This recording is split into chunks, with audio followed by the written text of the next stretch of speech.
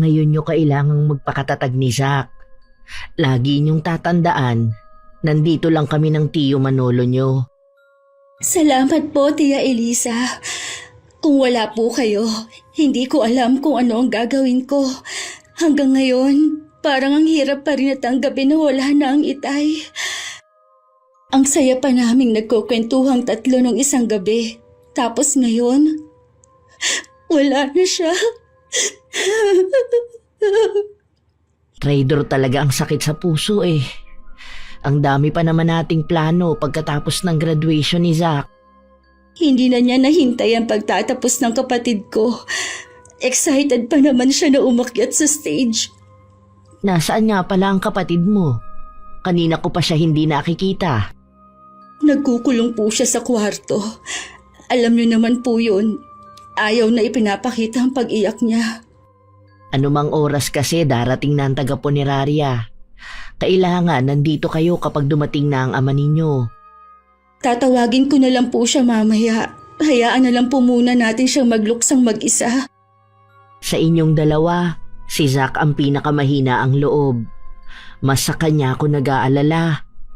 Sana naman hindi maapektuhan ang kanyang pag-aaral. Hindi po yun. Alam naman niya na yun ang pangarap ng Itay namin. Saka po, 3 buwan na lang po magtatapos siya. Oo nga.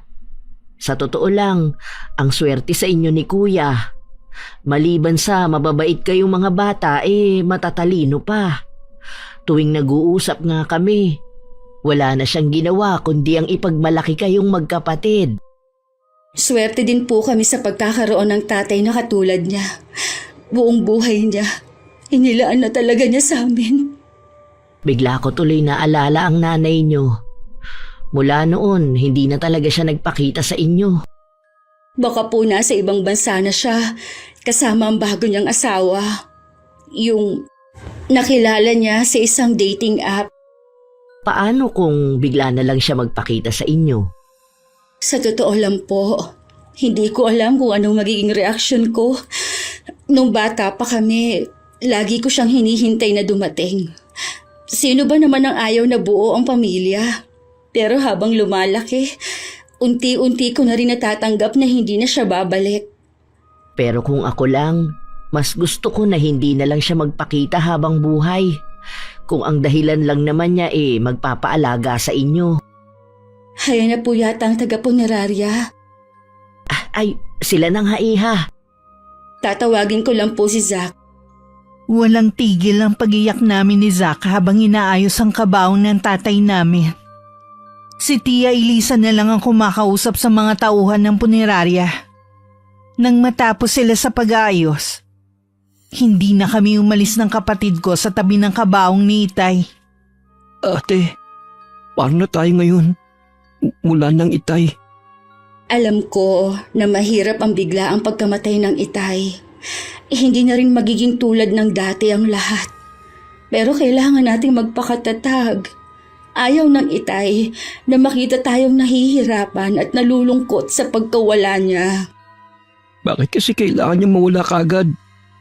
Ilang beses ko na yang naitanong mula kanina. Pero sa huli, isa pa rin ang sagot na nakukuha ko. Hanggang doon na lang talaga ang buhay ng Itay. Lahat naman tayo doon papunta. Nauna lang siya sa atin. Araw-araw kong mamimiss ang Itay. Pangako ko sa kanya, magtatapos ako. Tutuparin kong lahat ng pangarap niya sa atin. Napakapayapa ng mukha ng Itay. Siguro, nararamdaman na rin niyang nalalapit niyang kamatayan. Ang dami niya kasing bilin sa akin Isa pa sa napansin ko, malambing siya sa atin. Lagi rin siyang nasa may pintuan para abangan ang pag-uwi natin. Mabuti na lang nandyan sina Tia Elisa at Tio Manolo para tulungan tayo sa pag-aasikaso sa burol ng Itay. Hanggang ngayon kasi para akong lutang. Maraming dumarating para makiramay. Patuloy lang talaga kung gaano kabait si Itay. Dito ka muna sa tabi ng Itay. Tutulungan ko lang ang Tia Elisa sa pagharap sa mga tao. Lalo ko napatunayan kung gaano kabait ang Itay. Halos buong kabarangay namin ay naroon. At may iba pa na galing sa iba't ibang lugar. Bali 5 araw na ibuburo lang labi ng aking ama. Para maistima lahat ng mga bisita. Kumuha pa kami ng 4 na makakatulong sa pagbibigay ng kape at biskwit sa mga nakikilamay. Sa huling gabi ng lamay, isang panauhin ng hindi namin inaasahan na darating. Tia Eliza, sino po yung babae na yon? Yung mestiza na maraming alahas sa katawan. Ang ganda naman niya. Hindi mo ba siya nakikilala? Sa bagay, mga bata pa kayo noon ni Zack. Parang nakita ko nga po siya pero hindi ko lang matandaan kung saan. Kaibigan po ba siya ng Itay? Higit pa sa kaibigan, Iha. Siya ang nanay ninyo, si Ingrid. Siya? Ang nanay namin? Sigurado po ba kayo? Oo naman. Ang kapal naman ng mukha niya na magpakita pa rito. Kung ako sa'yo, hindi ko hahayaan na makalapit siya sa harap ng kabaong ng ama ninyo. Hindi po talaga. Ngayon, nananariwa lahat ang mga ginawa sa amin noon. Kung paano ang pagmamakaawa ng Itay noon na huwag niya kami iwan para sumama sa afam niya. Hindi ko makakalimutan ang lahat ng hirap namin noon. Halos araw-araw, lasing ang Itay dahil sa kanya. Kahit ilang taon na ang nakakalipas, hindi ko makakalimutan ang ginawa niya kay Kuya Frank. Bumabangon muli ang galit sa puso ko. Kung gusto lang naman niya na makiramay, hindi na kailangan pang magtagal siya dito. Iba ang kutob ko, Iha, sa bigla niyang pagsulpot dito. Hindi ako naniniwala na gusto lang niyang makiramay. Wala sa itsura niya ang nalulungkot sa pagkamatay ng ama ninyo. Hindi ko po alam kung kaya ko siyang harapin. Biglang nangatog ang tuhod ko. Baka kung ano lang ang masabi ko eh. Lalo't ang dami kong tanong sa kanya. Hindi mo siya kailangang harapin. Ako ang bahalang kumausap sa kanya. Nakatingin po siya sa atin. Nakikilala niya kaya ako? Maaaring hindi sa itsura, kundi sa lukso ng dugo. Kahit may edad na siya, maganda at mukha pa rin siyang bata. Sa kanya din lahat nakatuon ang mata ng mga tao. Iba talagang nagagawa ng salapi sa tao. Saka, noon pa man papansin na ang inay niyo eh. Alam niyang burol ito, pero kung pumorma akala mo party ang pupuntahan. Hindi man lang niya iginalang ang Itay. Wala ka yatang aasahan na respeto dyan sa nanay mo. Huwag kang aalis dito ha. Kakausapin ko lang siya. Hindi ko nahihintayin na siya ang maunang lumapit. Paaalisin ko na rin siya. Hindi ko inaalis ang paningin ko sa tiyahin ko. Hanggang makalapit siya sa aking ina. Nag-usap sila sandali bago nagpatiunang humakbang ng tiyahin ko. Sandali pa akong sinulyapan ng inay bago siya sumunod. Bakit bumalik ka pa rito? Tinaon mo pa talaga sa burol ni Kuya Frank. Asawa pa rin ako ni Frank. May karapatan pa rin akong pumunta rito. Yung dalagang katabi mo kanina.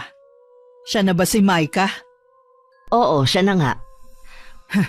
Mas kamukha siya ng ama niya. Nakuha niya rin pati ang pagiging kayumanggi. Pagkatapos ng ilang taon, yan lang ba ang sasabihin mo? Ni hindi ka man lang nakikitaan ng pagkasabik sa mga anak mo? Tingin ko naman naging maayos ang buhay nila. Sa tingin ko mas naging maayos ang buhay mo.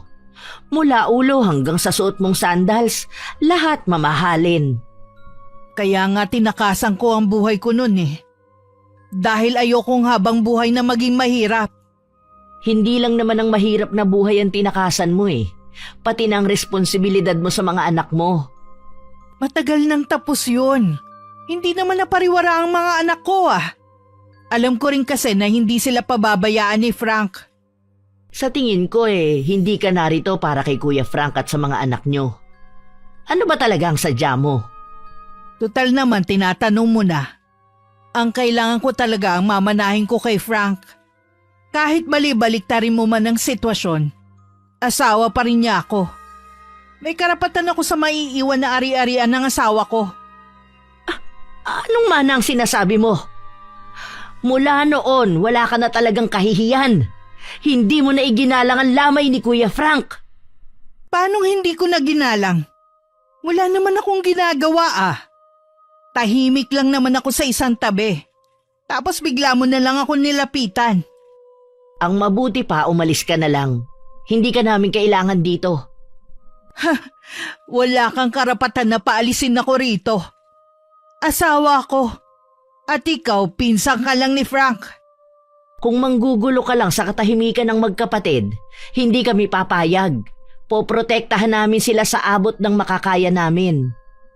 Hindi ako manggugulo kung ibibigay nyo lang ang hinihingi ko. Nakita mo naman siguro kung gaano kasimple ang buhay ng mag-aama.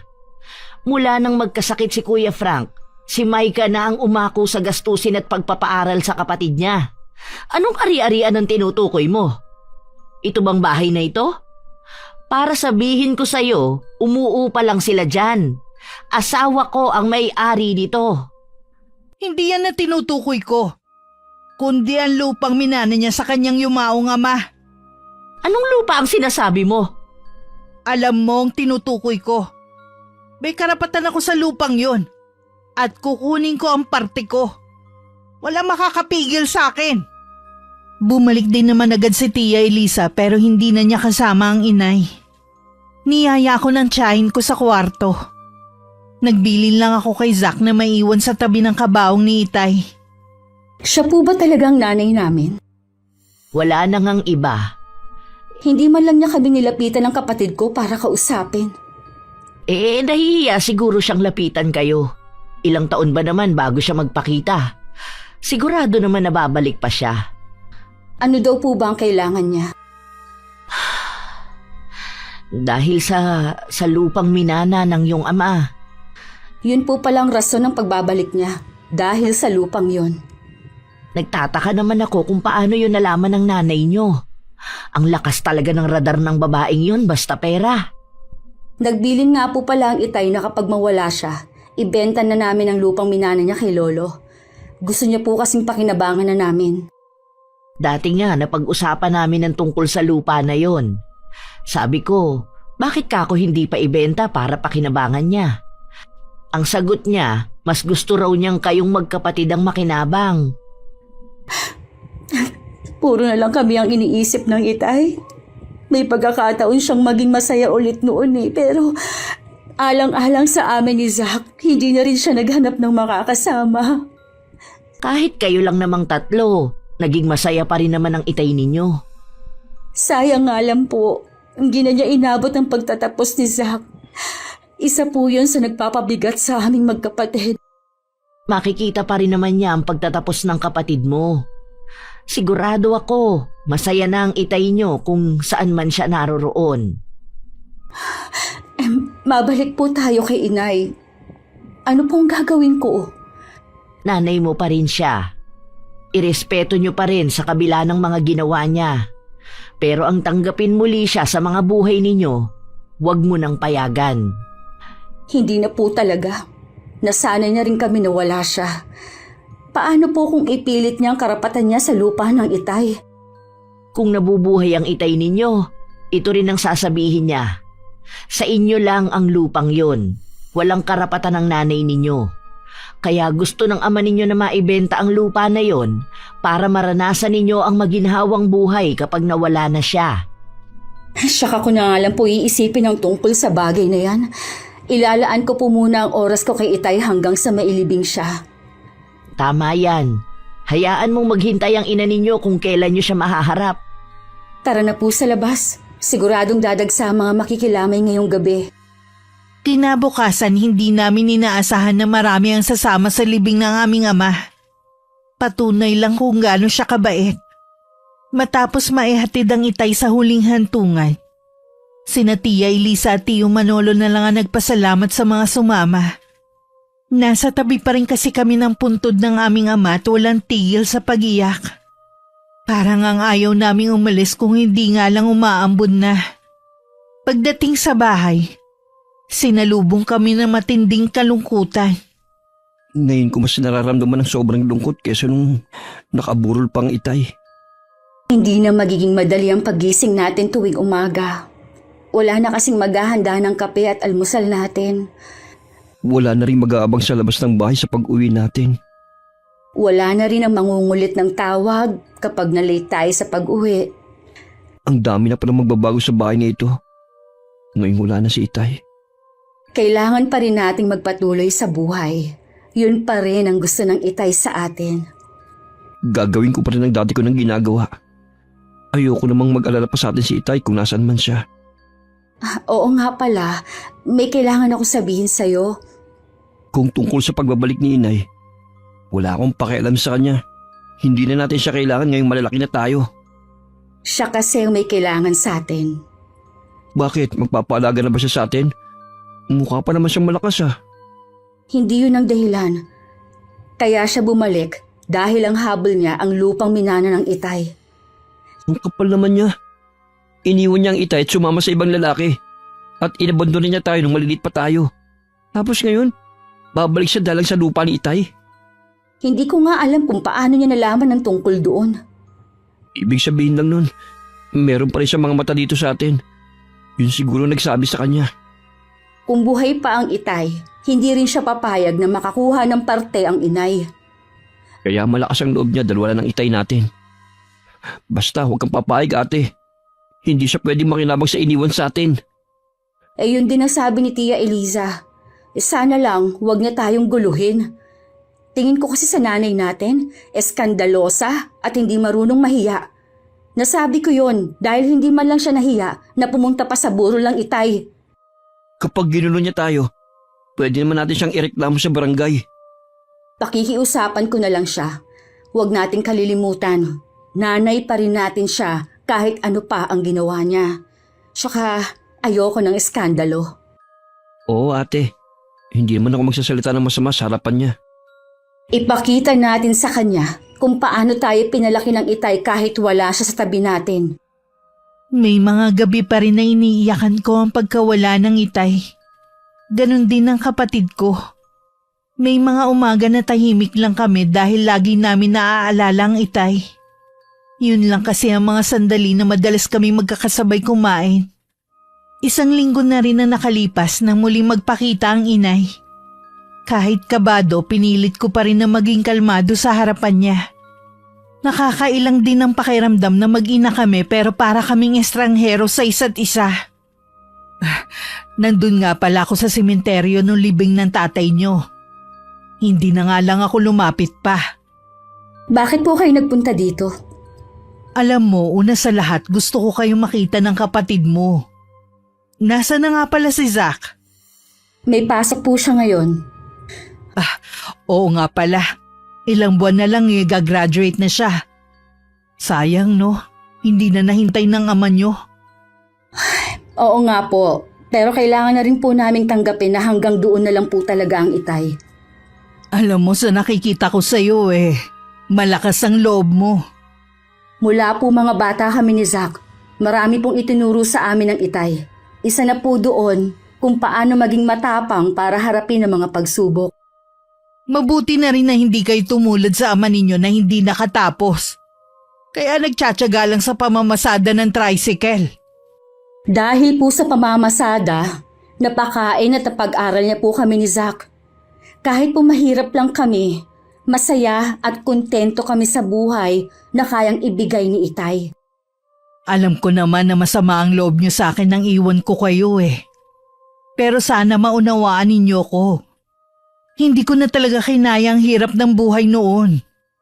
Kung magsalita po kayo, akala nyo, hindi kayo nanggaling sa mahirap na pamilya para hindi kayanin ang buhay sa piling namin. Yun na nga Tapos mahirap pa rin na magiging pamilya ko. Sana po, hindi na lang kayo nagpakasal kay Itay.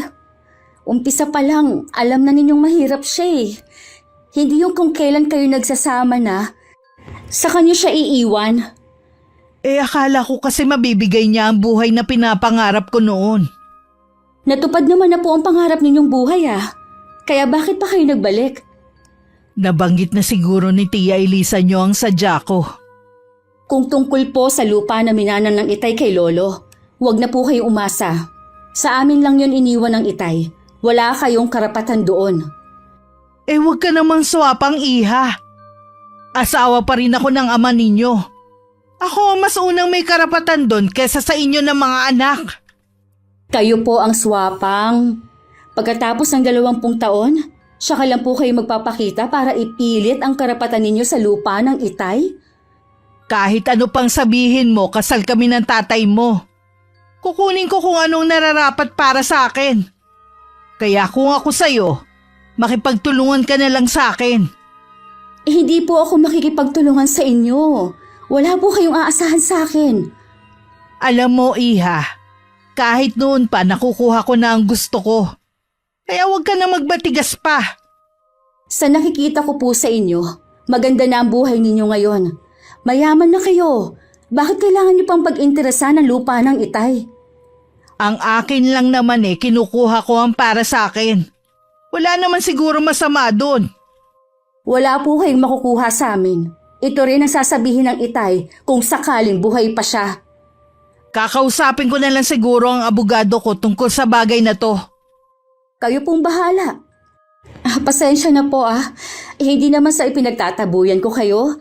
Marami pa kasi akong kailangang gawin.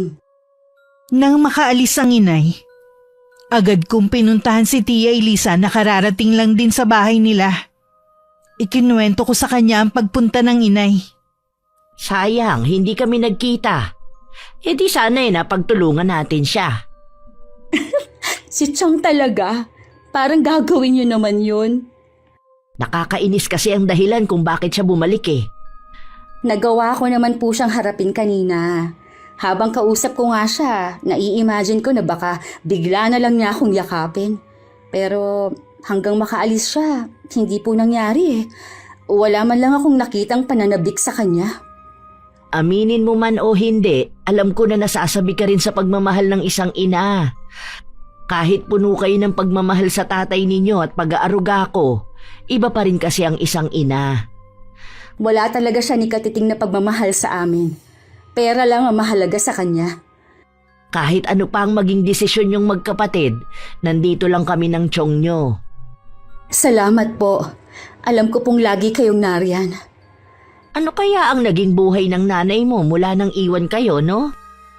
Hindi ko rin po inusisa nung magpunta siya. Tsaka kita naman po sa ayos niya na buhay mayaman na siya. Ang ibig ko bang sabihin kung nagkaanak ba siya sa lalaking sinamahan niya, kung buhay pa ba yung lalaki na yon at kung saan siya nakatira. Sa totoo lang po, takot akong malaman kung may kapatid ba ako sa kanya. Sigurado po kasi na mas mahal niya yun kesa sa amin. Mabuti pa siya, nakaranas ng pagmamahal at pag-aaruga sa nanay namin. Sana pala hindi ko na binanggit pa. Dumagdag patuloy sa samaan ng loob mo. Okay lang po. Mapag-uusapan naman po yan sa mga susunod na araw Sa susunod na bumalik ulit ang nanay mo, tawagin mo ako para dalawa tayong haharap sa kanya. Dahil abala ko sa trabaho at ang kapatid ko naman sa pag-aaral, ipinaubaya ko na lang kina Tia Elisa ang pagbebenta sa lupang pamana kay Itay. Nang araw na yun, paalis na sana siya para makipagkita sa taong titingin. Nang makita niya ang inay na nasa tapat na ng pintuan namin. Wala ang magkapatid. Gagabihin na ang mga yun sa pag-uwi. Ano ba ang kailangan mo? Ano pa bang dahilan ko para bumalik sa lugar na to Ang tigas din ng mukha mo, ano? Siguro nasa talampakan na ang hiya mo. Ano? Hindi ka pa rin nagbabago. Tumanda ka na lang, salitang kanto pa rin ang alam mo. Wala namang masama. Hindi katulad mo, yumaman lang, nakalimutan na ang pinanggalingan. Mukhang paalis ka. Nakapangalis ka kasi Nagmamadali nga ako. Kung wala ka nang sasabihin, mauuna na ako sa'yo. Saan ang lakad mo? May kakausapin lang akong tao. Yung bibili ba ng lupa? Wala ka nang pakialam kung sino man ang kakausapin ko. Kung tungkol sa lupa ng asawa ko, may karapatan akong malaman. Sinong asawa? Yung iniwan mo para sa AFAM? Hinaan mo nga ang boses mo. O bakit? Nahihiya kang marinig ng mga kapitbahay na maungkat muli ang nakaraan mo. Gusto mo naman ito Nananahimik na kasi ang magkapatid. Bigla ka nalang sumulpot dito para ipilit ang karapatan mo kuno. Hindi ka ba talaga titigil, ha? Ikaw ang tumigil sa panggugulo mo. Mahiya ka naman. Mapera ka na nga eh. Gusto mo pang agawan ng mana ang mga anak mo? Pinaglalaban ko lang ang karapatan ko. Anong masama doon? Anong karapatan? Nawala na yon mula nang iwan mo ang pamilya mo at sumama ka sa ibang lalaki. Kahit ano pa ang sabihin mo, kukunin ko pa rin kung anong akin. Sinwerte ka lang na makasungkit ng AFAM pero hindi ka suswertehin na makuha ang mana ng mga anak mo. Kaya umalis ka na! Ano ba? Huwag mo nga akong maitulak-tulak na madumi mong kamay. Ah, ganon. Pwes, ipagtutulakan pa kita hanggang umalis ka. Oo na, aalis na ako. Pero babalik pa rin ako dito. Hindi mo ako mapipigilan. Nakarating naman sa akin ang nangyari.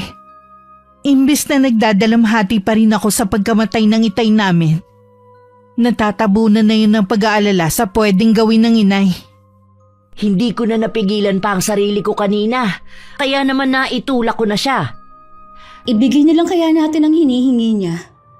Sa tingin mo kaya magugustuhan niyo ng ama mo? Mag-isip ka nga, Maika.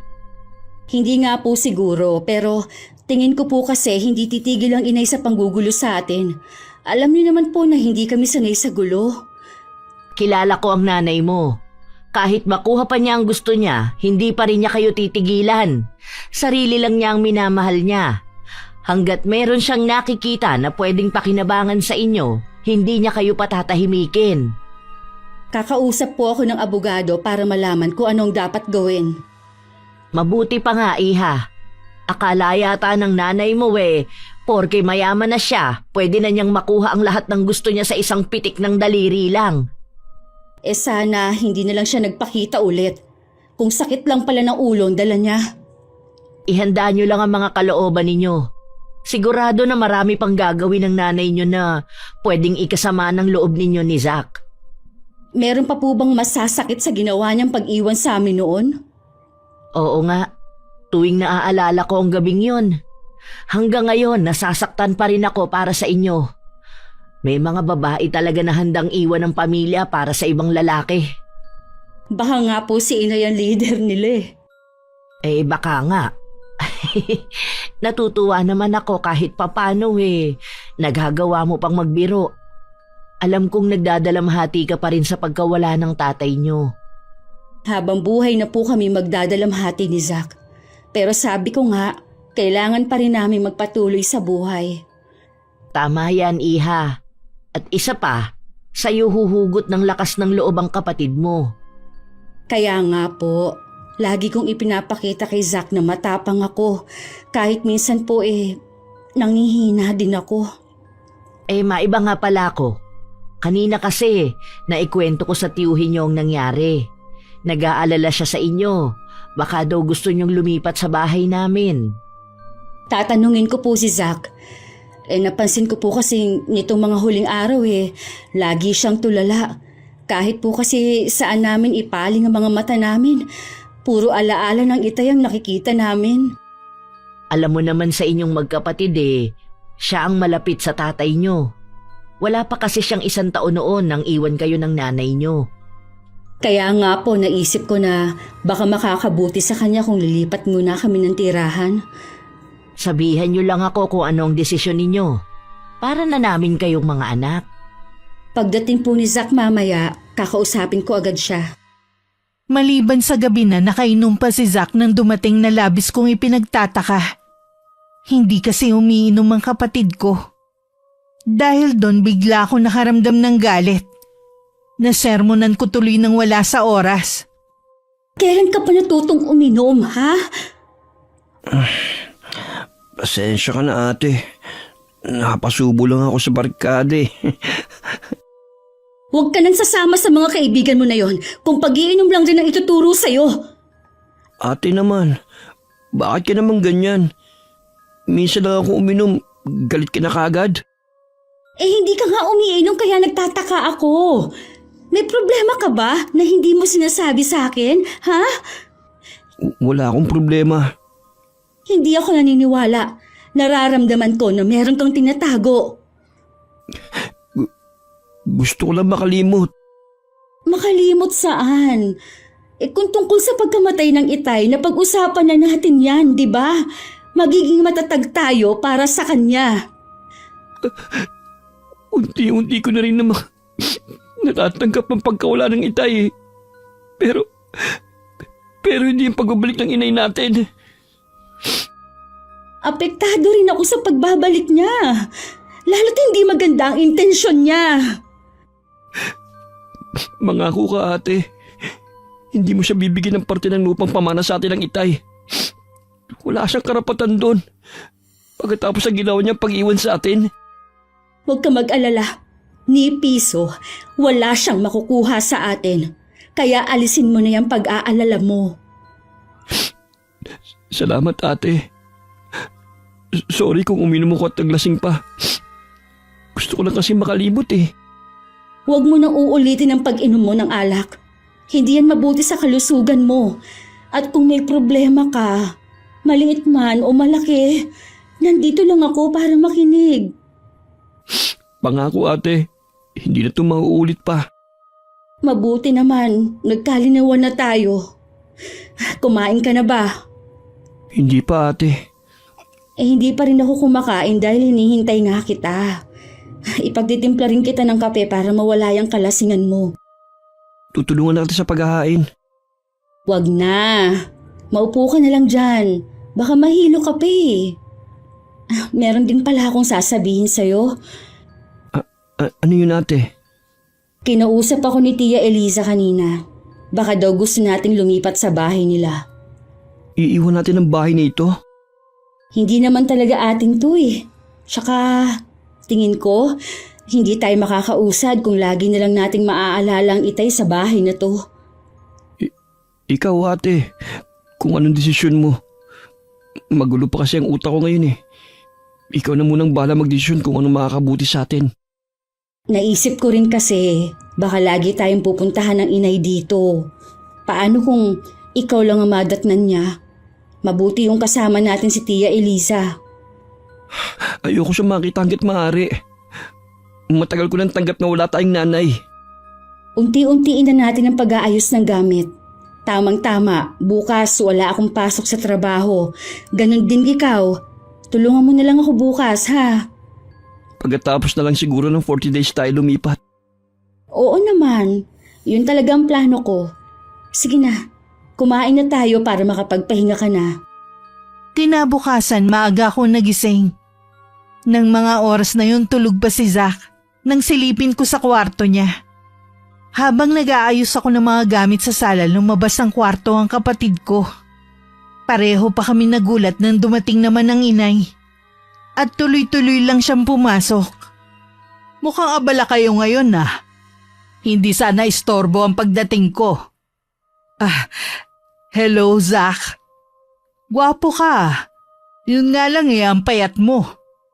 Ang totoo po niyan, marami kaming gagawin ng kapatid ko ngayong araw. Ganun ba? Hindi naman ako magtatagal eh. Gusto ko lang namang malaman ang desisyon nyo tungkol sa kailangan ko. Mawalang galang na po sa inyo. Pero sa tingin ko, hindi na dapat kayo nagpakita sa amin. Pagkatapos ng maraming taon, kung ang lupa lang naman ang itay ang kailangan nyo, wala po kayong karapatan dun. Nag-aaral ka pero hindi mo yata alam ang karapatan ko bilang asawa ng tatay nyo. Sa pagkakaalam ko po, matagal nang walang asawang itay. Iniwan mo siya para sa ibang lalaki, di ba? Hindi nyo kasi alam ang dahilan kung bakit ko iniwan ang itay nyo. Alam po namin, nagsawa na kayo sa buhay mahirap. Alam ko na galit kayo sa akin at ayaw nyo akong makita. Kapag nakuha ko na ang kailangan ko, hindi na ako magpapakita pa sa inyo. Ang kapal naman po talaga ng mukha nyo. Bastos kang bata ka! Hindi ba kayo naturuan ng tatay nyo na magandang asal? Nag-aaral ka pa naman. Tinuruan po kami ng tatay namin kung paano rumespeto sa kapwa. Pero mahirap pong ibigay yun sa inyo. Alam mo, magkasing edad lang kayo ng stepson ko. Pero siya mabait at magalang. Mahal niya ako, tinuring na parang tunay na ina. Hindi katulad mong bastos. Wala po kayong karapatang pagsalitaan ng ganyan ng kapatid ko. Hindi niyo rin kami kailangang kumpara sa stepson ninyo. Igagalang ka pa kaya niya? Oras na malaman niyang iniwan mong sarili mong pamilya para sa pera? Hindi mangyayari yan. Dahil imposible na mayroong magsabi sa kanya ng nakaraan ko. Huwag kayo masyadong kumpiyansa. Ang karma, hindi niyo masasabi kung kailan tatama. Akala ko naman maganda talaga ang pagpapalaki sa inyo ng tatay nyo. Lalo't nakapag-aral kayo. Nagkamali lang pala ako. Huwag niyo na pong babangitin ng itay kung hindi rin lang naman magandang sasabihin niyo. Matuto po kayong rumespeto kahit wala na si itay. Maika, pagsabihan mo tong kapatid mo ha. Kahit ano pang nagawa ko, nanay nyo pa rin ako. Sa akin pa rin kayo lumabas. Kaya ngayon wala nang tatay nyo, sa akin na kayo makikinig. Sa tingin niyo po kaya basta na lang kami susunod sa inyo pagkatapos ng ilang taon ninyong pagkawala? May sarili na po kaming pag-iisip. Kanino nyo ba gustong sumunod ha? Sa mag-asawang Elisa at Manolo? Sila po ang naging karamay ng itay nung panahong iniwan niyo siya. Ngayon naman po, kami ang dinadamayan nila. Wala po akong nakikitang masama kung sa kanila man kami susunod at makikinig. Kaya siguro kayo ganyan eh. Dahil nasusulsulan kayo ng dalawang yon. Itong tandaan nyo ha. Hindi ako papayag na sila ang makinabang sa naiwang ari-arian ng ama nyo. Naghihirap na po ba kayo? Ha? Bakit mo naman naitanong yan? Nagtataka lang po kasi kami kung ba't ganun nyo na lang habulin ang lupang minana ni itay. Kapiraso lang po yun, kumpara sa yaman nyo ngayon. Hindi pa ba malinaw? Asawa ako ng tatay ninyo. Kaya may karapatan ako. Sana po nung nagkapera kayo, nag-aral din kayo. Para alam nyo yung sinasabi nyong karapatan. Iniinsulto mo ba ako ha? Wala po kayong karapatan sa lupa ng itay. Hindi po yun conjugal property. Pamana yun sa kanya ng kanyang ama. Kahit kasal pa kayo, wala po kayong karapatan doon. Hindi totoo yan. Kung gusto niyo po magtanong kayo sa abogado para malinawan kayo. Huwag mo akong turuan kung anong dapat kong gawin.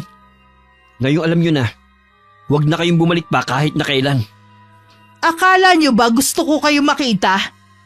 Kung pwede lang sana na hindi na lang kayo ipinanganak eh. Buhay na alaala kayo kung paano ako naghirap nun. Parang patalim na sumaksak sa mga puso namin ng kapatid ko ang mga binitiwang salita ng inay. Mula nun madalas ko nang makitang tulala si Zach. At minsan umiiyak sa gabi.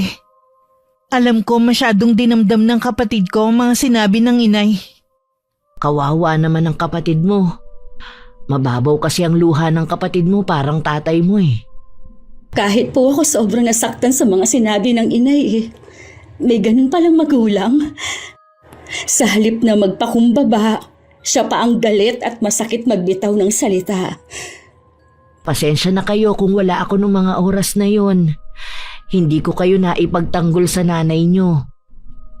Okay lang po, Chang. Hindi naman po kasi sa lahat ng oras eh, nandyan kayo. Kailangan din namin tumayo sa sariling paa. Sa Sabado na pala ang ika-40 araw ng kamatayan ng ama ninyo. Ako na lang ang bahala na manguna sa padasal. Pagkatapos nun, pwede na kayong lumipat dito. Pumayag ba si Zach na dito na kayo titira? Opo, ipinaubaya na po niya sa akin ang pagdedesisyon. Ay, mabuti naman. Akala ko kasi tututol siya eh. Hindi ko pa po pala nababanggit sa inyo. Umuwi po siyang lasing nung isang gabi. Nasermonan ko nga po eh. Ano ka mo? Kailan pa natutong uminom ang batang yon? Siguro po na-impluwensyahan ng barkada. Saka po, gusto raw niyang makalimot kahit sandali. Tama lang pala na dumito kayo. Mababantayan ko pa ang kapatid mo. Hindi ko maiwasan mag-alala eh. Oo nga po, hindi ko naman siya pwedeng bantayan dahil may trabaho ako. Intindihin mo na lang ang trabaho mo at ako na ang bahala sa kapatid mo. Nasaan nga pala si Zach ngayon? Nagpaalam pong maglalaro ng basketball. Dito na lang pala kayo kumain ha. Magdadala daw ng ulam ang tsumanolo mo eh. Bago ang araw ng paglipat namin, muling dumating ang inay. Naabutan niya akong inililigpit ng ilang gamit sa sala. Sa makalawa kasi may ibang uupa na doon. Nang makita ko siya, hindi ko mapigilan na sumama ang timpla. Ano na naman po ang ginagawa niyo dito? Masanay ka nang lagi ako nakikita, Iha. Bakit wala nang gamit dito? Huwag mong sabihing ibinenta nyo na. Inilipat na po namin. May iba na po kasing uupa sa bahay na ito. Saan kayo titira? Lilipat na po kami kina Tia Eliza. Sabi na nga ba eh. Kung akala nyo na hindi ko kayo mapupuntahan doon, nagkakamali ka. Hindi po kami lilipat para iwasan kayo. Wala pong anak si Tia Eliza. Sila na lang ang pamilya namin ni Zach kaya gusto nila na magkakasama na kami. Gusto lang naman niya kayong ilayo sa akin eh. Yun ang dahilan na mag-asawang yun. Sulsul sila kahit nun pa. Kahit ano pa po ang dahilan nila, wala pong kaso sa amin. Mahal namin sila na parang mga magulang. Sa tingin mo, maiinsulto ko sa sinabi mo? Alam ko pong hindi. Dahil hindi nyo naman kami tinuring na mga anak kahit noon pa eh. Sarili nyo lang po ang minahal ninyo.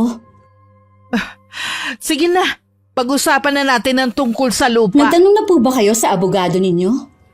Hindi na kailangan, basta ibigay nyo na sa akin ang parte ko, tapos.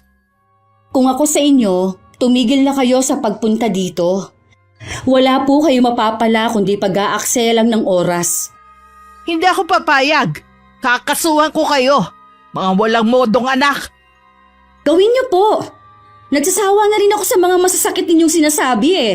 Sana nga po, hindi na lang namin kayo naging ina. Nagkukunwari ka pang mabait. Pero lumabas na rin ang tunay mong ugali. Manang-mana ka sa tatay mo. Opo, nagmana kami ng kapatid ko sa tatay namin. Mabuti na lang, wala kaming nakuhang ugali sa inyo. Maldita ka! Subukan ninyo, nasaktan ako. Baka nakakalimutan ninyo kung nasaan kayo. Marami akong pwedeng ikaso sa inyo. May araw din kayong magkapatid sa akin. Lalo ka na! Galit na umalis ang inay. Ako naman parang nauupos na kandila na napaupo na lang. Humahangos naman na dumating si Tia Elisa. Nakita kong galing dito ang nanay mo. Mukhang galit na galit. May nangyari ba? Matindi po ang pagtatalo namin. Sumusobra na po kasi siya eh. Kaya nasagot ko na po siya. Kailan ba matatapos ang problema natin sa babaeng yun? Kung inaakala po niya na makukuha niya ang gusto niya, nagkakamali siya. Hindi niya ako pwedeng sindakin na lang. Tama, maging matigas ka sa kanya. Natiis nga niya kayo ng ilang taon eh. Chang, meron na po bang bibili ng lupa? Oo, kausap na siya ng tsumanolo mo. Konting panahon na lang ang paghihintay nyo. Huwag po kayo mag-alala. Bibigyan ko po kayo ng Tiyo Manolo. Naku Iha, hindi namin kailangan yun. Sa inyo yun. Tama lang na kayo ang makinabang. Marami na po kayong sakripisyo sa amin. Tanggapin niyo na po ang ibibigay ko. Saka na natin yan pag-usapan. Ang mabuti pa tulungan na kita sa pagliligpit ng mga gamit nyo. Nakahinga naman ako ng maluwag na mga sumunod na araw hindi na ulit pumunta ang inay. Dahil sa kaabalahan ko sa trabaho, hindi ko napapansin ang kakaibang kinikilos ni Zach. Wala rin kaming kamalay-malay na nakipagkita sa kanya ang inay. Tay, bakit nyo kami iniwan kaagad? Sabi ko babawi pa ako sa inyo eh. Ang daya nyo naman. Miss ko na po kayo. Malapit ka talaga sa tatay mo, no? Kahit mahigit 2 buwan na siyang wala iniiyakan mo pa rin. Anong ginagawa nyo rito? Mula sa eskwelahan nyo, sinundan kita papunta dito sa sementeryo. Bakit kailangan nyo akong sundan? Masama ba? Gusto ko lang naman malaman ang mga ginagawa mo. Tigilan yung pagsunod-sunod sa akin. Wala po kayong mapapala sa akin. Ate ko magpapasya tungkol sa lupa. Kung hindi dahil sa pagsunod ko sa'yo, hindi ko sana malalaman ng sekreto mo. Anong ibig niyo sabihin? Sa tingin mo kaya matutuwa ang itay mo? Kapag nalaman niya nalulung ka pala sa ipinagbabawal na gamot? Hindi totoo yan. Parang pinalalabas mo na gumagawa ako ng kwento Kaya minabuti kong kuhanan na lang kayo ng video. Ito, panoorin mo. Matibay na ebidensya yan. Hindi. Buray mo yan. Hindi dapat kumalat yan. Isang bulan lang gagraduate na ako. Baka makarating yan sa eskwelahan namin. Ganun ba? Pasensya ka na, iho, pero kausap ko na ang isa sa mga professor mo kanina. At pinakita ko na to. Bahala na siya kung anong parusa ang gagawin sa'yo. Anong ginawa mo? Hindi mo ba alam na pwedeng hindi ako makagraduate? Sinira mong buhay ko! Ganti ko yan dahil sa pagmamatigas nyo ng ate mo. Sarili nyong ina pinagdadamutan nyo. Anong klase kayong mga anak? Ang sama mo! Masama na kung masama. Wala akong pakialam kung yan ang tingin nyo sa akin. Kahit hindi nyo ibigay ang parte ko sa lupa ng ama nyo, at least nakaganti na ako sa inyo. Ang pangarap namin, Itay, sinira mo. Bakit? Tumigil ka nga sa pag-atungal mo dyan. Baka mamaya bumangon ng mga patay sa sementeryo na to. Wala kang kasing sama. Hindi ka sana patahimikin ang konsyensya mo habang buhay. Matutupad sana ang pangarap mo kung nakinig lang kayo sa akin. Hindi nyo ako kaya. Tatay nyo nga, hindi ako kinaya Kayo pang mga anak ko. Halos sumalik na sa lupa ang mukha ng kapatid ko sa tindi ng paghagulgul niya. Ang inay naman nakangiti pang naglakad palayo sa lugar na yun. Gaya ng inaasahan, hindi pinalampas ng eskwelahan ang nangyari. Kahit anong pagmamakaawa ni Zack at ng mga kaibigan, hindi sila pinayagan na makagraduate. Anong ginagawa mo, Iha? Tumitingin po ako sa online ng pwedeng iregalo kay Zack sa graduation niya. Naghahanap na nga rin ako ng ireregalo namin ng tsumanolo mo Ipagluluto ko rin siya ng mga paborito niya. Huwag na po kayo mag-abalang magluto. Plano ko po kasi na kumain na lang sa labas sa araw na yon para hindi na po kayo mapagod. Mas okay nga siguro nakakain na lang tayo sa labas. Matagal-tagal na rin naman nung huling lumabas tayo ng itay nyo. Nasaan nga po pala si Zack? Maagang umalis kanina Sa university daw siya pupunta. Baka may practice. Malamang po, bagong cellphone na lang ireregalo ko sa kanya. Naku, siguradong matutuwa ang kapatid mo.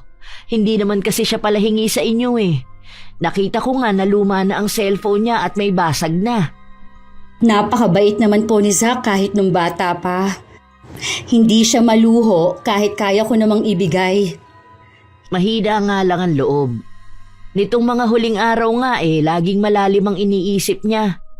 Nang tanungin ko naman kung may problema, wala naman daw at iniisip lang ang graduation nga.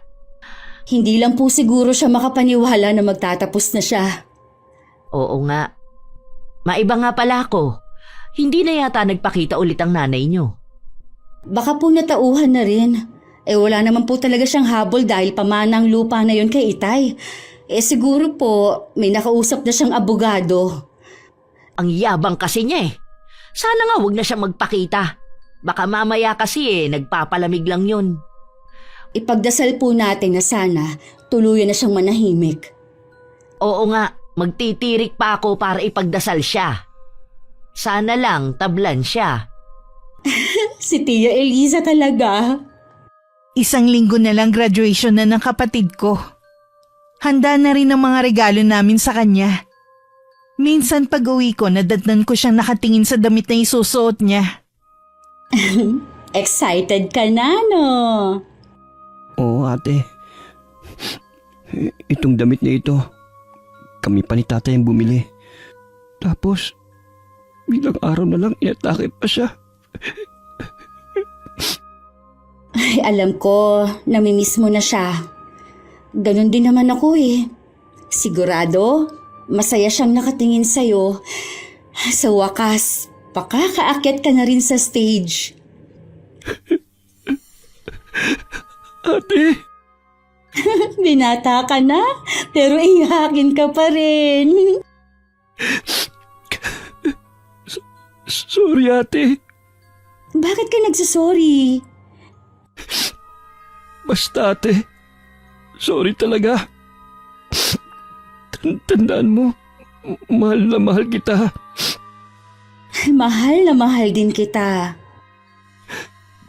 Ate, gusto mo ba ng ice cream? Libre ko. Lagi lang kasi ikaw ang nanlilibre sa akin mula nung bata pa tayo. Hayaan mo naman na ako manlibre sa'yo. Aba, gusto ko yan. Tara na kung ganon. Isama natin si Tia Eliza. Masaya kaming tatlo noon na nasa tapat ng tindahan habang kumakain ng ice cream. Wala kaming kamalay-malay sa trahedyang nagbabantang mangyari. Hapon habang naghihintay ng masasakyan, biglang tumawag ang tiyahin ko na umiiyak. Nanlamig ang buong katawan ko.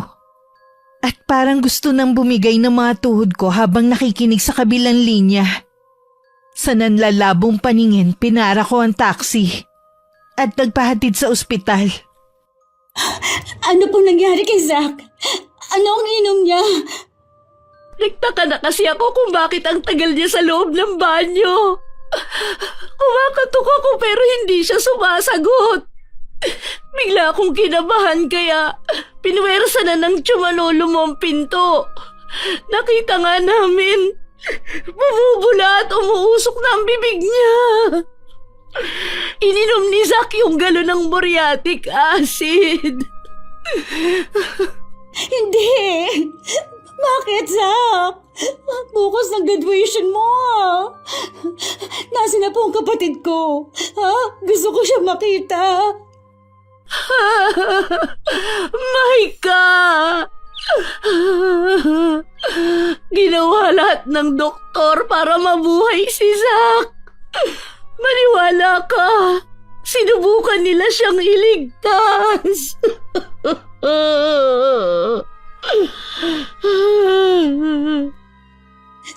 Tia Eliza, nasaan si Zach? Nasa higaan siya.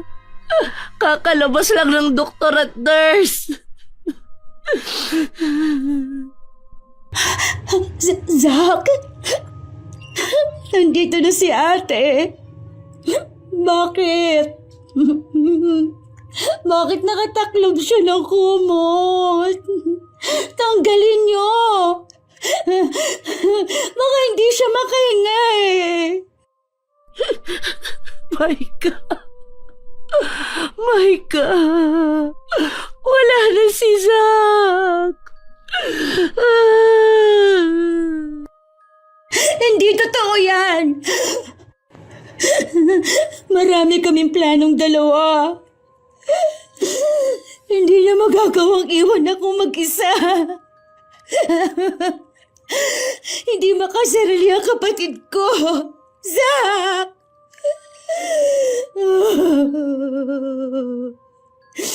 Imulat mo naman ang mata mo. Bukas ng graduation mo eh. Zach naman eh. Sinabi na gumising ka na. Maika, hindi na siya gigising. Iniwan na niya tayo. Hindi to totoo. Zach, gising. Pag mo akong iwan. Nung mga oras na yun, parang gusto ko na rin sumama kay Zach. Hindi ko na kasi alam kung paano mabubuhay nang wala sila ng itay. Hanggang maiuwi ang labi ng kapatid ko, walang tigil ako sa pag-iyak. Maraming tanong sa isip ko na hanggang ng mga sandaling yun, naghahanap pa rin ng kasagutan. Maika, alam ko na hindi ito ang tamang oras pero kailangan mo na kasing malaman. May kinalaman po ba kay Zach? Oo. Nakausap ko mismo ang isa sa mga propesor ni Zach. Hindi pala siya makakagraduate. Baka yun ang dahilan kung bakit siya nagpakamatay. Ano ang rason para hindi makagraduate ang kapatid ko?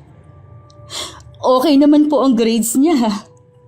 May nagsumbong daw na gumagamit sila ng ipinagbabawal na gamot ng mga kaibigan niya. Pero sabi ng 3 niyang kasama, hindi daw dapat kasama si Zack dahil noon lang daw tumikim ng gano'n ang kapatid mo. Nadala lang daw ng panunukso nila. Pero kahit kailan daw hindi siya gumamit. Sino ang nag-report sa kanila? Hindi ko alam, Iha. Wala din silang alam. Mabait ang kapatid ko. Siguro nagawa lang niya yon dahil sa pagdadalamhati ng pagkamatay ng itay. Yun nga ang sabi ng mga kaibigan niya. Sinisisi rin nila ang mga sarili sa nangyari kay Zack. Kung sino man ang nagsumbong, siya ang may kasalanan sa pagkamatay ng kapatid ko. Gusto ko rin sisihin ang sarili ko. Ako ang laging kasama ng kapatid mo. Pero wala man lang akong napansin na kakaiba sa ikinikilos niya. Bakit, Zack? Hindi ba sabi ko, nandito lang ako kapag may problema ka? Hindi naman ako magagalit eh. 2 na nga lang tayo, iniwan mo pa ako. Hindi totoo ang sinasabi mo na mahal mo ko kasi iniwan mo ko eh. Pagkatapos ng libing ng kapatid mo, aalamin natin kung sino ang nagsumbong na yon. Kahit pa na malaman natin, hindi na rin maibabalik ang buhay ni Zack. Gusto ko lang din malaman kung may galit ba siya sa kapatid mo o kung ano ang motibo niya. Bahala na po kayo, Tia Elisa. Wala na akong lakas para alamin pa po ang tungkol sa bagay na yan. Magpahinga ka muna, Iha. Ilang gabi ka ng puyat. Baka kung mapano ka. Mabuti na rin siguro na sumunod na rin ako sa kanila. Wala na ring halaga ang buhay ko. Huwag mong sabihin yan. Sige na, ihahatid na kita sa kwarto mo. Ang tsumanolo mo na lang ang bahala rito. Wala ko nagawa nang akayin na ako ng tiyahin ko papunta sa kwarto. Doon ko lang napagtanto na wala na nga akong lakas. Paglapat pa lang ng likod ko sa higaan, parang gusto nang pumikit ng mga mata ko. Iniwan lang ako ng tiyahin ko nang tulog na ako. Pagbalik niya, namataan niya ang papalapit kong ina. Totoo bang si Zack ang pinaglalamayan? Oo, siya nga. Wala na ang anak mo. Anong ikinamatay niya? May sakit ba siya? Nagpakamatay siya. Ano? Pero bakit? Hindi kasi siya kasama sa mga nagtapos. Masyado niyang dinamdam yun. Sa totoo lang, mahina talaga ang loob ng batang yun eh. Hindi ko alam na ganun pala siya. Kasalanan nito ng taong yun. Kung hindi sana siya nagsumbong, hindi sana maiisip ni Zack ang magpakamatay. Sino bang tinutukoy mo? Ang nagsumbong sa anak mo na gumagamit ng droga. Hindi ko siya mapapatawad sa ginawa niya. Dahil sa kanya, hindi na namin kasama si Zack. Pwede ko bang lapitan si Zack? Oo naman. Anak mo pa rin siya. Hindi ko ipagkakait sa'yo na makita at makasama ang bunso mo. Eh bakit nakatakip ang kabaong niya? Paano ba siya nagpakamatay? Uminom siya ng muriatic acid. Matindi ang naging pinsala niya kaya minabuti namin na nakasara na lang ang kabaong niya. Matindi pala ang pinagdaanan niya. Si Maika nga pala. Pinagpahinga ko muna sa kwarto niya. Ilang araw na kasi siyang walang tulog. Hindi rin gano'n nakakakain. Kawawa naman siya. Makikiusap sana ako sa'yo. Kung maaari, palipasin mo muna ang pagdadalamhati ni Maika. Huwag mo muna siyang guluhin tungkol sa lupa. Oo naman. Hindi naman ako ganun kasama. Tsaka, anak ko ang pinaglalamayan. Salamat sa'yo. Kung okay lang gusto ko sanang araw-araw na nandito. Walang problema. Gabi na nang magising ako. Agad ako lumabas ng kwarto at lumapit sa kabaong ng kapatid ko. Nakita ko nandun ang inay. Umiiyak siya habang nakatingin sa nakasaradong kabaong. Ano ang ginagawa niyo dito? Maika, sana wag mo akong paalisin. Gusto ko rin makasama ang kapatid mo kahit sa huling sandali. Huwag po kayong mag-alala. Hindi ko po kayo paaalisin. Kumain ka muna. Ako na lang muna ang bahalang magbantay. Sabi kasi ng Tia Elisa mo hindi ka raw kumakain. Sino po ba makakakain sa ganitong sitwasyon? Mag-isa na lang ako. Iniwan na nila ako. Nandito pa naman ako, anak. Hindi ka nag-iisa. Okay na po akong kasama sina Tia Elisa at Tio Manolo. Sila naman talaga ang tunay na nagmamalasakit sa akin Alam kong malaki ang naging kasalanan ko sa inyo ng kapatid mo. Marami akong masasakit na salitang binitiwan. Sana mapatawad mo ko. Ayoko po munang pag-usapan ng bagay na yan. Pasensya ka na. Nasaan po pala sina Tia Elisa? Hindi ko sila nakikita. Inaasikaso nila ang mga tao. Nandyan lang sila. Nag-iikot na may dalang kape at biskuit. Hindi na ako muling nagsalita pa. Itinuon ko niya lang ang atensyon ko sa kapatid ko. Walang tigil ko siyang kinakausap habang tumutulo ang mga luha ko. Dumating ang araw ng paghahatid sa huling hantungan ni Zach. Kung hindi pa ako hinawakan at nilayo sa kabaong, halos ayoko pang bumitiw. Nagpupumiglas din ako. Hanggang mahimatay ako dahil sa matinding paghihinagpis. Nandito ka lang pala sa kwarto ni Zach. Kanina pa kasi kita hinahanap Ano po ba ang kailangan nyo? Kasi ilang araw nang pabalik-balik ang inay mo. Ayaw mo naman siyang harapin. Kung tungkol na naman sa lupa. Ilinaw niya na hindi yun ang rason ng pagpunta niya. Gusto ka lang daw niyang damayan. Hindi ko po siya kailangan. Kung sa inaakala niya dahil sa gagawin niya ay mapapalapit ako sa kanya, nagkakamali po siya. Mas lalong ayoko po siya makasama. Naiintindihan ko ang nararamdaman mo. Gusto mo rin siyang sisihin sa nangyari sa kapatid mo, pero wala naman siyang kasalanan Hindi ko po maipaliwanag pero lalo pong bumigat ang pakiramdam ko sa kanya. Saka po, lagi pong laman ng panaginip ko si Zach. Pinapaiwas niya ako sa nanay namin. Ganun ba? O sige, ako na lang ang bahalang kumausap sa kanya kapag bumalik. Salamat po sa pangunawa. Kagabi ka pa walang kain. Mabuti pa, sabayan mo ako sa pagkain. Wala po akong gana. Gusto ko lang po dito sa kwarto ni Zach. Pilitin mong kumain kahit konti. Sige na, hindi ako lalabas kung hindi ka sasama. Sige na nga po. Ay salamat naman, napilit na rin kitang kumain. Hindi matutuwa ang itay at kapatid mo kung makikita nilang pinababayaan mo ang sarili mo. Mula nang mamatay ang kapatid ko, hindi na ako pumasok sa trabaho. Mas gusto ko lang magkulong sa kwarto ng kapatid ko.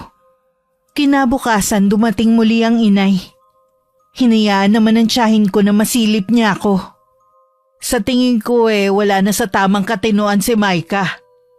Nagdadalamhati pa ang anak mo dahil sa magkasunod na pagkawala ng itay at kapatid niya. Yun nga ang dahilan kung bakit para na siyang nawawala sa sariling katinoan. Imbis na ikaw ang umunawa sa pinagdadaanan ng anak mo, ikaw pa talaga ang humuhusga sa kanya. Hindi ko siya hinuhusgahan Sinasabi ko lang ang nakikita ko. Kita mo nga parang hindi niya tayo nakita kanina. Tulala lang siya habang yakap-yakap ang litrato ng kapatid. Hindi na rin siya pumapasok sa trabaho. Mabuti sana yun para malibang-libang siya. Kaysa nakakulong siya sa bahay na to. Kung sakali man na mawala nga sa katinoan si Maika, nandito lang ako para alalayan siya. Pati ba sa lupang pag-aari ni Frank ikaw ang namamahala? Hindi ako papayag, no? Ganyan na nga ang kalagayan ng anak mo eh. Yun pa rin talaga ang inaalala mo. Nag-aalala rin naman ako sa anak ko. Pero mas nag-aalala ka sa mana niya. Ang mabuti pa siguro isama ko na si Micah. Hindi ako papayag sa gusto mong mangyari. Akala mo siguro hindi ko nababasa ang nasa isip mo. Ipatingin natin si Micah. At kapag sinabi ng doktor na nawawala siya sa katinuan, wala kang magagawa kundi ibigay siya sa akin. Ano ba ang tingin mo sa anak mo? Bagay lang na pwedeng kunin? Hayaan natin si Micah na magdesisyon kung kanino siya sasama. Hindi na nga niya kaya magdesisyon para sa sarili niya Ikaw lang naman kasi ang nagpupumilit na nasisiraan na siya ng bait. Sa kung totoo naman na... Ang mabuti pa umalis ka na sa pamamahay ko. Baka kasi kung ano lang ang magawa ko sa'yo. Hindi mo ko habang buhay na maitataboy. Babalik ako sa ibang araw. Magdadala ako ng doktor para mapatunayan na baliw na nga si Micah. Naiiling na lang si Tia Elisa habang tinatanaw ang papalayo kong ina. Masinsinan naman akong kinausap ng tiyahin ko. Kung hindi mo aayusin yung sarili mo, malamang mapagkamalang ka nang nawawala sa katinuan gaya ng gustong palabasin ng inay mo. Bakit po ba pati pagluluksa ko pinapakialaman niya? Paano kasi? Naghahabol pa rin siya sa lupa ng itay mo. Lalong maghahabol yon oras na malaman niya na naibenta na. Kapag pumunta po siya dito, paalisin niyo na lang. Ayoko siyang makita kahit kailan. Naku, hindi na talaga. Naiinis na naman kasi ako sa kanya Akala ko naman nagbago na, hindi pa pala. Pakunwari lang pala yung bait-baita niya sa'yo. Sa panaginip ko po, may sinasabi si Zack habang umiiyak. Hindi ko naman po maintindihan. Panaginip lang yon, iha. Lagi mo kasing iniisip si Zack, kaya pati sa panaginip nadadala mo. Baka nga po. Ang mabuti pa dun ka muna sa upuan. Aayusin ko lang itong higaan. Malinisan na rin ang kwarto niya. Ilalabas ko na rin itong kumot at sapin. Meron pong papel na nahulog. Ha? Baka nakaipit ito sa kama. Parang sulat Oh, sulat nga. Nakapangalan sa'yo. Akin na po at babasahin ko. Baka sulat po ni Zack bago siya magpakamatay. Nanginginig ang kamay na inabot ko ang sulat at saka binasa. Hilam na sa luha ang mga mata ko nang ibigay ko ang sulat kay Tia Elisa. Kahit ang tiyahin ko hindi makapaniwala sa nilalaman ng sulat galing sa kapatid ko. Diyos ko! Totoo ba ito? Siyang nagsumbong kay Zack.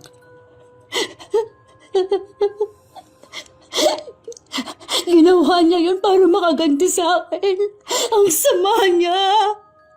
Paano niya nagawa sa mismong anak niya yon? Ganun ba talaga siya kagahaman sa pera? Hindi pa ba siya kontento sa buhay na meron siya? Sinira niya ang pangarap ng kapatid ko. Hindi ko siya mapapatawad kahit kailan. Walang kapatawaran ang ginawa niya. Patawarin ako ng Diyos sa pwede kong gawin sa kanya. Iyon sigurong dahilan kung bakit laging nagpapakita sa akin sa panaginip ko si Zack. Gusto niya tayong balaan. Mabuti na lang at nakita natin ang sulat ng kapatid mo. Dahil kung hindi, wala tayong kamalay-malay na nanay niyo ang nagtulak sa kanya para magpakamatay. Pupuntahan ko siya at magtutuos kami.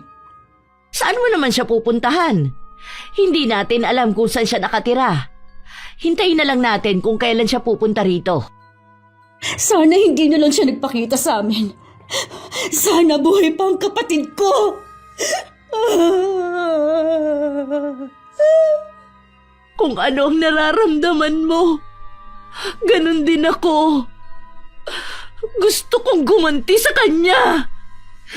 Pahirapan siya. Kailangan siyang magbayad. Dapat siyang makulong. Hindi natin maaasahan ang batas dito sa atin. Maliban pa sa mapera siya. Sa ibang paraan natin siya pagbabayarin. Pangako yan! Kinabukasan maaga pa lang nasa bahay na namin ng inay. Malaki ang pagkakangiti niya habang seryoso naman kami ni Tia Elisa. Mabuti naman lumabas ka na anak sa kwarto. Halika, sumama ka sa akin. May pupuntahan tayo. Huwag mo kong matawag-tawag na anak. Wala akong inang kriminal. Ano ka mo? Kriminal ako? Talaga nga wala ka na sa tamang pag-iisip. Alam na namin na ikaw ang nagsumbong kay Zack. Paano mo nagawa yun sa sarili mong anak, ha? Wala akong alam sa mga sinasabi niyo. Ayan ang sulat ni Zack bago siya nagpakamatay. Lahat ng ginawa mo nakalagay dyan. Hindi ko alam to. Baka gawa-gawa lang niya yan. Nasa kabilang buhay na ang anak mo, pero nagagawa mo pa rin siyang gawa ng kasinungalingan. Maniwala kayo, hindi ko talaga alam yan. Ang dapat sa'yo, maparusahan. Yun lang ang paraan para mapagbayaran ng mga kasalanan mo. Ano ang gagawin niyo? Ipapakulong ako? Nagpapatawa ba kayong magtiya? Higit pa roon ang gagawin ko sa'yo. Mas matinding paghihirap ang dadanasin mo. Huwag mo akong takutin. Marami akong pera. At kaya kong bayaran ng kahit na sino. Tingnan natin. Hindi mo pa ako lubusan nakilala. Diyan na nga kayo. Nag-aksaya pa ako ng pagpunta rito. Kahit saan ka pa magtago, hindi mo matatakasan ang parusa ko sa'yo. Muli ako napaiyak nang makaalis ang inay. Naalala ko na naman kasi ang pagkamatay ng kapatid ko. Tuwing naiisip ko ang itsura niya, nakakapag-isip ako ng hindi maganda. Pero lagi kong tinatawag ang Panginoon para malinawan ang pag-iisip ko. Nung gabi na natili pa rin gising si Tia Elisa. Lingid sa akin plano niyang barangin ang inay. Yun lang ang naiisip niyang paraan para mabigyan ng hustisya ang pagkamatay ng kapatid ko. Patawarin niyo ko, Panginoon. Kung babaliin ko ang pangako ko noon na hindi na muling gagamit ng karunungang itim. Binabalot ng matinding galit ang puso ko dahil sa nangyari sa pamangkin ko. Ngayon pa lang po, tinatanggap ko na ang parusa ninyo sa akin. Pagkatapos ikumpisa lang lahat ng kanyang mga kasalanan, inumpisahan na ni Tia Elisa ang orasyon. Isa yun sa mababagsik na sumpa na kahit magaling na albularyo hindi kayang pagalingin ng biktima. Nang mga oras na yun nagising naman ang inay. Nakakaramdam kasi siya ng hirap sa paghinga. Parang nasusunog ang bibig ko hanggang sa loob ng katawan ko. Ako lang mag-isa dito sa bahay. Bukas pa darating ang mga kasama ko. Bakit ganito ang nararamdaman ko? Aray! Nasusunog ang balat ko! Hindi! Naagnas ako! Kahit wala pa akong gana mag-almusal, sumabay pa rin ako sa mag-asawa. Halata kay Tia Elisa ang sigla sa umagang yun. Pagkaalis ni Tio Manolo, saka ako nagusisa. Bakit mo parang maganda ang gising ninyo? Dahil sa wakas, nabigyan na natin ng hustisya ang nangyari sa kapatid mo. Hindi ko po kayo maintindihan. Hindi ko alam kung matutuwa ka sa ginawa ko. Pero hindi ako papayag na hindi magbayad ng mahalang taong dahilan ng pagpapakamatay ng kapatid mo. Ano po ang ginawa ninyo kay inay? Oras na lang ang itatagal ng buhay niya. Kung anong hirap ang dinanas ni Zack, ganon din ang pinaranas ko sa kanya. Binarang niyo po ang inay? Oo, binarang ko nga siya. Kahit ang pinakamagaling na albularyo, hindi siya kakayaning gamutin. Nangako kayo noon na hindi na ulit gagamit ng karunungang itim. Nakalimutan niyo na po ba? Oras na gamitin yung muli ang kaalaman sa barang. Manginingil lang isang buhay ang demonyong nagbigay sa inyo ng kaalaman na yan. Ayos lang sa akin yun. Ang importante sa akin, nabigyan ko ng hustisya ang kapatid mo. Mahal ko kayo pareho. Masakit sa akin ang nangyari sa kanya. Hindi ako patatahimikin kapag hindi ko na ipaghiganti ang kapatid mo. Paano po ako? Ha? Kapag may masamang nangyari sa inyo? Alam kong matapang ka. Kakayanin mo ang lahat ng pagsubok na darating sa iyo kahit wala na ako sa tabi mo. Tia Elisa, bakit ba kayo padalos-dalos magpasya? Pinag-isipan ko itong mabuti. Huwag ka nang umiyak. Oh, may kumakatok sa pinto. Hindi pa man ako nakakalapit sa may pinto, bumukas na yon. At pumasok ang isang babaeng parang nasunog ng kemikal ang buong katawan. Puno ng dugo ang katawan nito at tumutulo pa. Parang natunaw ang laman niya. Tulungan mo ako, Maika! Nay, anong nangyari? Hindi ko alam. Basta nagising na lang ako na ganito na nangyari sa akin. Pinalayas na ako ng asawa ko sa bahay namin. Pasensya na po, pero wala kaming maitutulong. Kailangan ko lang na mapagtataguan. May gustong pumatay sa akin. Sino po ang gustong pumatay sa inyo? Hindi sino, kundi ano. Ayun na naman sila. Naririnig ko na napakaraming insekto na humahabol sa akin. Tulungan niyo ako. Kinakain nila ang balat ko. Para sila mga kanibal. Nay! Wala ka nang magagawa pa, Maika. Titigilan lamang siya ng mga insekto na yan kapag hindi na siya humihinga. Tulungan niyo ako. Parang awa niyo na. Nagsisisi na ako sa mga nagawa kong kasalanan.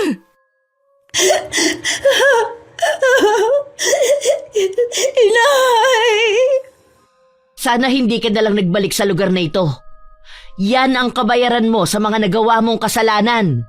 Sa pagiging gahaman mo. Pati anak mo ipinahamak mo dahil sa kapiraso ng lupa na gusto mong angkinin. Lumipad lang palayo ang mga insekto nang wala ng buhay ang inay. Sa kabila ng ginawa niya, hindi ko pa rin maiwasan na maiyak sa awa. Ako pa rin naman na naglibing sa katawan niya. Hindi ko alam kung bakit sa tabi ng puntod ng itay at kapatid mo inihimlay ang labi ng nanay mo. Siguro po para kahit sa kabilang buhay, magkakasama pa rin silang tatlo. Hindi ko alam kung gusto ba yun ng itay at ng kapatid mo. Hindi ko pa rin napapatawad ang inay pero sana balang araw, mahanap ko pa rin ang kapatawaran para sa kanya. Ako ba, napatawad mo na? Matagal na po. Hindi ko naman po kayo masisi kung bakit ninyo ginawa ang bagay na yun eh. Alam ko po dahil sa pagmamahal ninyo sa amin ni Zack, lahat kaya ninyong gawin. Salamat, Iha. Nadala lang kasi ako ng matinding galit. Tayo na po umuwi. Malapit na po kasing gumabi. Sa bahay na lang po tayo magkwentuhan. Inakbayan ko pa si Tia Elisa habang naglalakad kami paalis sa sementeryo. Hindi ko alam kung anong bukas na naghihintay sa akin. Ipinaubaya ko na lang sa Panginoon ang lahat. May tiwala naman ako sa kanyang plano kesa sa sarili kong plano. Wakas.